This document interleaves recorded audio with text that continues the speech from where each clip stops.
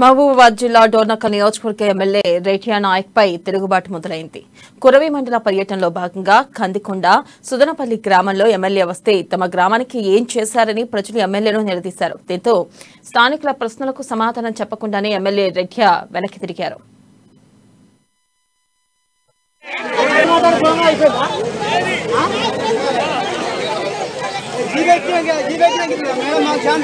madam